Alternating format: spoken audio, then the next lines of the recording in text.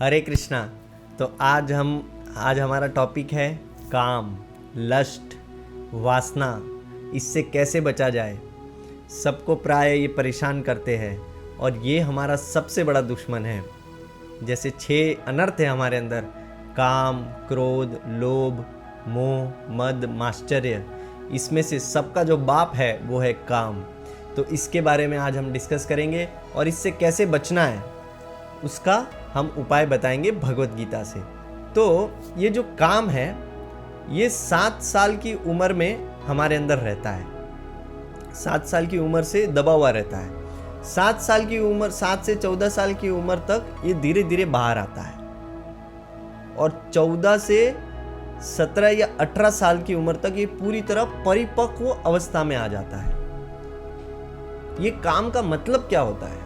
काम का मतलब होता है ये जो आँख से हम जो रूप को देखते हैं उससे हम मज़ा लेना चाहते हैं, कान से शब्द सुनते हैं उससे हम मज़ा लेना चाहते हैं, ज़बान से टेस्ट करते हैं उससे हम मज़ा लेना चाहते हैं, शरीर से स्पर्श करते हैं उससे हम मज़ा लेना चाहते हैं, नाक से गंध लेते हैं तो उससे हम मज़ा लेना चाहते हैं। जो भी मज़ा लेने के लिए हम कार्य करते हैं उसको कहते हैं काम, लस्ट। और इसमें से जो सबसे टॉप वाला है वो है संभोग। संभोग सबसे टॉप वाली चीज है जिसका हम मजा लेना चाहते हैं और जिसको वासना कहते हैं। तो इससे कैसे बचा जाए? 17-18 साल की उम्र में ये पूरी तरह पकाऊ अवस्था में आ जाता है। सबसे अच्छा समय रहता है ये शादी करने के लिए। लेकिन हमारे भारत देश में सिस्टम इतना बिगड़ चुका है अभी ये कुछ जनरेशन में।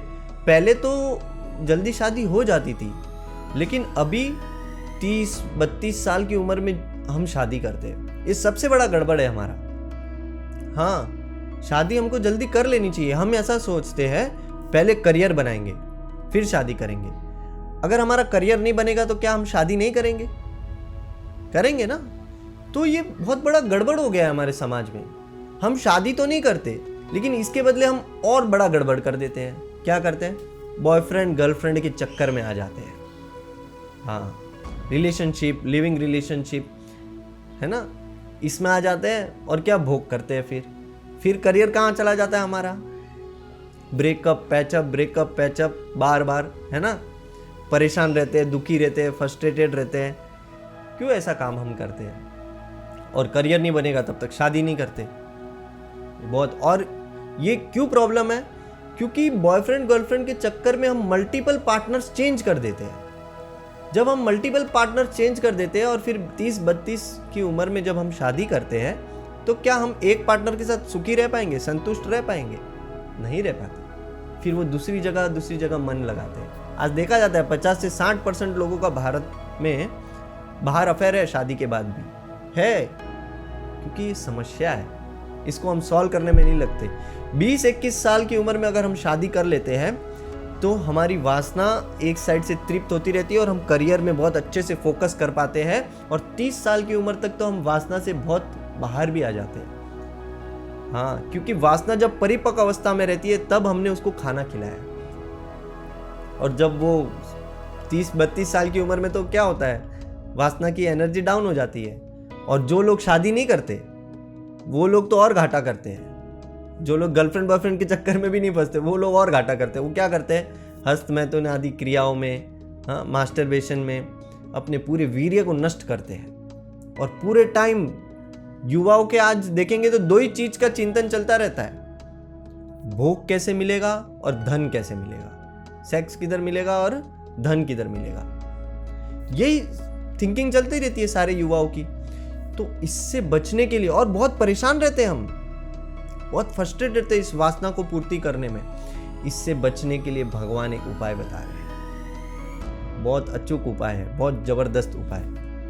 कुछ लोग कहते हैं हमारा बहुत प्रेम है उससे, हम बहुत प्रेमी हैं, हम बहुत उससे प्रेम करते हैं। कोई प्रेम व्रेम नहीं होता।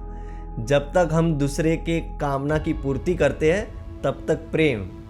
जैसे ही हम दूसरे के कामना की पूर्ति नहीं कर पाते छोड़ देते, कोई साथ नहीं रहता फिर। हाँ, अगर हमको आजमाना है कि कोई हमसे प्रेम करता है तो जिससे हम प्रेम करते हैं 3 दिन उसकी इच्छा के विपरीत कार्य करो, देखो कितना प्रेम है, पता चल जाएगा हमको। ऐसा है। तो इससे बचने के लिए भगवान बहुत जबरदस्त उपाय बता रहे हैं, और ये काम सबके अंदर है। ये बहुत खतरनाक है। जो स्पिरिचुअल प्रैक्टिस कर रहा है उसको भी परेशान कर रहा है ना। सनातन धर्म में बहुत सारे अलग अलग प्रोसेस है, बहुत सारे अलग अलग प्रोसेस है सेल्फ रियलाइजेशन के लिए। अब जो व्यक्ति जिस प्रोसेस को फॉलो करता है, जिस प्रोसेस का प्रैक्टिस करता है, वो क्या सोचता है, मैं जिस प्रोसेस को फॉलो कर रहा हूं ना वही सबसे अच्छा, और सब अलग अलग प्रोसेस वाले आपस में लड़ते हैं। अरे हमारा दुश्मन काम है, हमको काम से लड़ना है। हम धर्म के जो प्रोसेस वाले हैं, क्यों हम आपस में लड़ रहे हैं? हमारा दुश्मन ये नहीं, हमारा दुश्मन हमारे हृदय में बैठा काम है, वासना है। इससे लड़ने के लिए स्पिरिचुअल प्रैक्टिस है। स्पिरिचुअल प्रैक्टिस हम एक दूसरे के साथ लड़ने के लिए नहीं है। हमको सबको अपने अपने प्रोसेस का प्रचार करना चाहिए, दूसरे को नीचा दिखाने के लिए नहीं। दूसरे प्रोसेस को, सारे प्रोसेस भगवान के द्वारा ही बनाए गए हैं। हाँ, और हमको हमारे प्रोसेस को बहुत अच्छे से फॉलो करना चाहिए, और हमारा दुश्मन काम है, उसके साथ लड़ना चाहिए। तो कैसे लड़ना है, कैसे जीतना है, उसके बारे में भगवान गीता में दूसरे अध्याय में बहुत ही जबरदस्त श्लोक है, वो बता रहे हैं। अपूर्यमानम अचला प्रविष्टम समुद्रमापा प्रविशन्ति यद्वत् तद्वत् कामायं प्रविशन्ति सर्वे शशान्ति नोपनति न काम कामी। बहुत ही जबरदस्त श्लोक है। सारे युवा जो भी वासना से परेशान है, इस श्लोक को अपने जीवन में उतार देना चाहिए हमको। इस श्लोक को अगर हम जीवन में उतार देंगे तो हम काम से बच सकते हैं। भगवान बहुत जबरदस्त उपाय बता रहे हैं, और एक एग्जाम्पल भी बता रहे हैं। जिस प्रकार समुद्र में बहुत सारी नदियां आती रहती है, और बारिश का भी पानी समुद्र में आता रहता है, लेकिन समुद्र कभी अपने मर्यादा का उल्लंघन नहीं करता है ना। कभी अपने मर्यादा का तट को पार नहीं करता, कभी भी अपने मर्यादा में रहता है। ठीक उसी प्रकार ये काम जो है, वासना जो है, सबके हृदय में आती है, सबको सताती है, सबको परेशान करती है। कुछ लोग कहते हैं ये काम नहीं है, मैं तो प्रेम करता हूं। आप कुछ भी बोलते हो, मेरे को तो प्रेम है उससे बहुत। कोई प्रेम व्रेम नहीं होता। अगर कोई मर जाएगा, हाँ, तो क्या हम उससे प्रेम कर पाएंगे? 2 दिन और बेडरूम में रख लेते हम, नहीं कर पाएंगे ना। क्यों नहीं कर पाएंगे? क्योंकि जो गया उसको तो हम जानते ही नहीं। जिसको हम जानते थे वो तो सामने पड़ा है, फिर क्यों हम प्रेम नहीं कर पाते? क्योंकि जो गया उसको कभी जाना नहीं, ना ही कभी अपने आप को जाना। जब हम जानते ही नहीं तो प्रेम कैसे हो सकता है ना? ये प्रेम हो ही नहीं सकता। और जब हम अपने अपने वासना की पूर्ति करते हैं तो हमारा अहंकार बढ़ जाता है। क्या अहंकार बढ़ जाता है? कि मैं ये शरीर हूं, और शरीर के द्वारा मैं मजा ले रहा हूं, इसके लिए मैं ये शरीर हूं। तो ये जो काम है ये सबके अंदर आता है, सबको सताता है। बड़े बड़े साधुओं के अंदर भी आता है। भगवान वो ही बोल रहे हैं कि जैसे समुद्र में पानी कंटिन्यू आता ही रहता है ना, ठीक वैसे ही हर जीव के अंदर ये कामना आती ही रहती है। सब जीवों के अंदर, सब जीवों के अंदर, हाँ, साधु के अंदर भी। लेकिन फर्क क्या है? फर्क ये है, शशांति नोपनोति न काम कामी।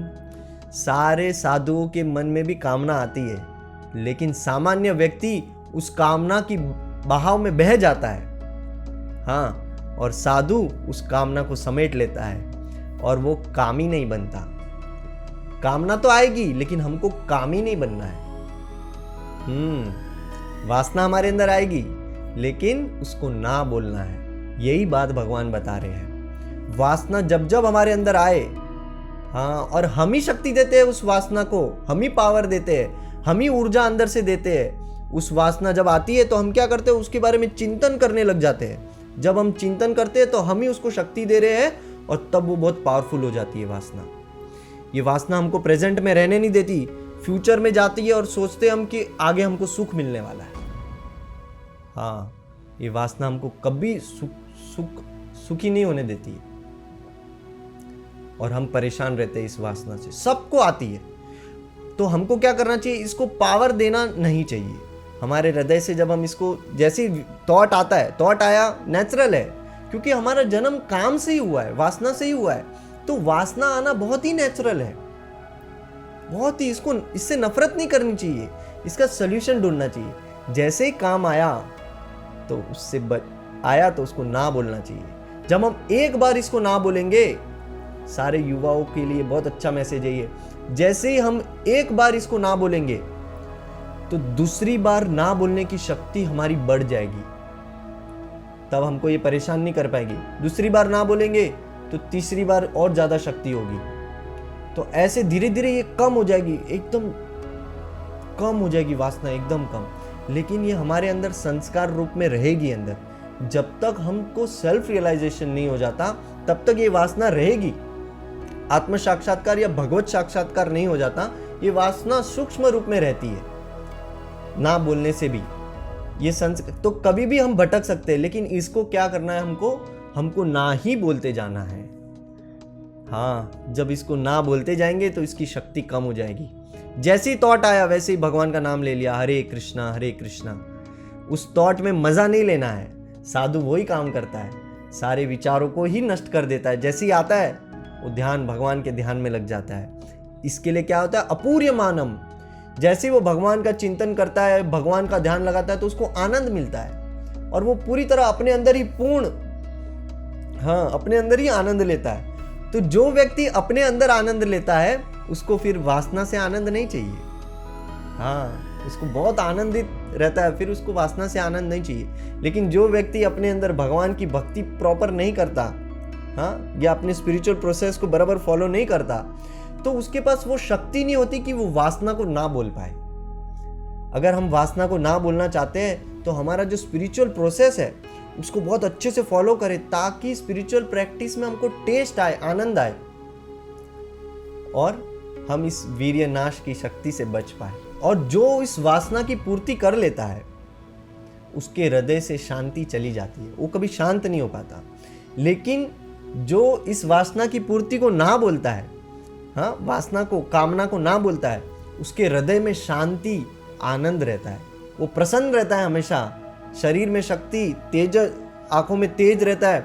जो चीज प्राप्त करना चाहता है वो बहुत आसानी से प्राप्त कर सकता है, अपने लक्ष्य में पूरी तरह अच्छे से फोकस हो पाता है, क्योंकि इसने जीवन शक्ति, वीर्य शक्ति को बचा के रखा हुआ है।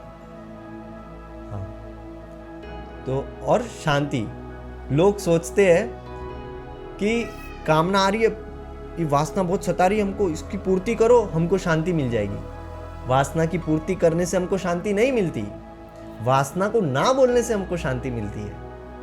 एक व्यक्ति था, तो मैं ट्रेन में बैठा था, मैं भगवान का नाम ले रहा था, तो वो मेरे बाजू में बैठा था। तो वो कहता है मेरे को कि तुम क्यों ये भगवान का नाम ले रहे हो, अपनी इच्छा को शांत कर दो, अपनी इच्छाओं को दबा दो, सब इच्छाओं को ना बोल दो, तो तुम आनंदित हो जाओगे। तो मैंने उसको कहा कि आपको भूख लगती है, भूख लगती है? तो बोला हाँ। तो खाने की इच्छा नहीं होती फिर? बोलते यहाँ होती है। फिर इच्छाओं को कैसे शांत किया जाए? इच्छाओं को शांत नहीं किया जा सकता। क्या करना चाहिए फिर? करना ये चाहिए कि अपनी जो अपूर्यमानम, जो अपने लक्ष्य की इच्छा है उसको आप पूरा करो, और जो अपने लक्ष्य के विपरीत जो इच्छा है उसको ना बोलो। अनुकूलस्य संकल्प, प्रतिकूलस्य वर्जनम। जो हमारे लिए फेवरेबल है, जो हमारे लक्ष्य के लिए, उस डिजायर को एक्सेप्ट करो, और जो हमारे लिए फेवरेबल नहीं है उस डिजायर को रिजेक्ट करो। इसी से हमारे हृदय में शांति मिलेगी। हरे कृष्णा।